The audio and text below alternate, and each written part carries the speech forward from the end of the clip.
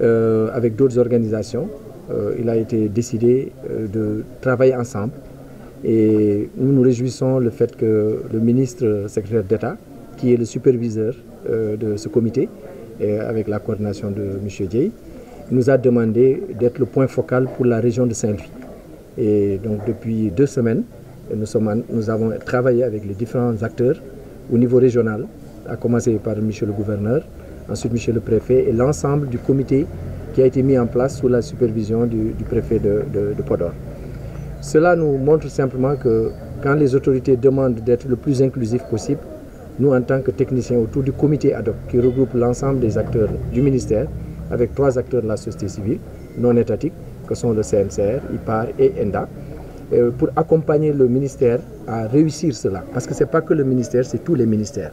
Comme vous le savez, la loi d'orientation agro-silvopastorale est une loi cadre qui prend en charge aussi bien la pêche, l'élevage, la foresterie, l'environnement de manière générale que l'agriculture. Mais au-delà, parce que comme vous le savez, aujourd'hui, les autorités ont comme orientation d'atteindre la souveraineté alimentaire. On ne peut pas atteindre la souveraineté alimentaire si on ne reconnaît pas les acteurs.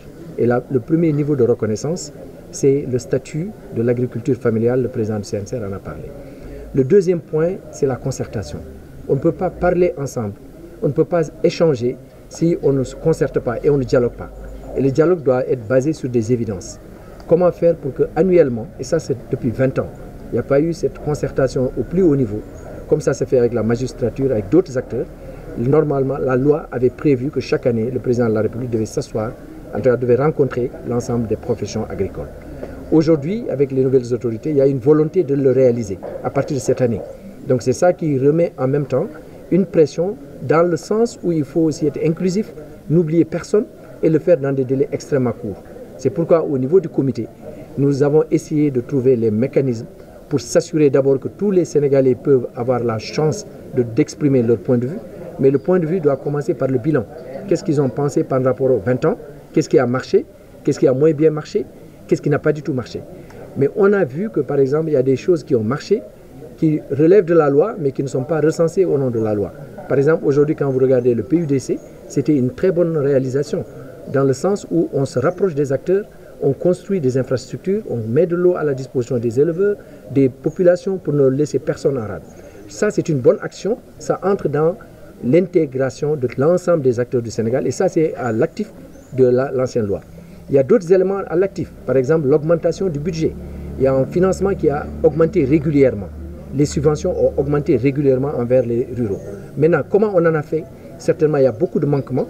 Et aujourd'hui, l'intérêt, c'est de voir comment mettre les acteurs au cœur pour que le financement soit rationnel, arrive aux destinataires finaux et serve les communautés pour que ça change la vie des Sénégalais. Et enfin, la question essentielle, comme vous le savez, c'est que quand on parle de concertation, ça veut dire qu'on doit d'abord préparer cette concertation. Et on s'est rendu compte qu'il y a des domaines dans lesquels on n'a pas pu avancer. Qu'est-ce qu'on fait aujourd'hui dans le cadre de la révision de la loi pour améliorer cela? Je pense que ça fait partie. Et dernier élément, c'est qu'en termes de méthodologie, quand on finit la région de Saint-Louis, nous allons faire aussi la région de Ziguinchor, comme l'a rappelé le coordinateur.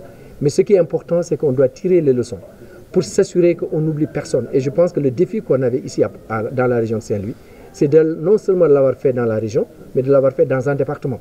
Il y a des problèmes de logistique, il y a des problèmes d'accueil.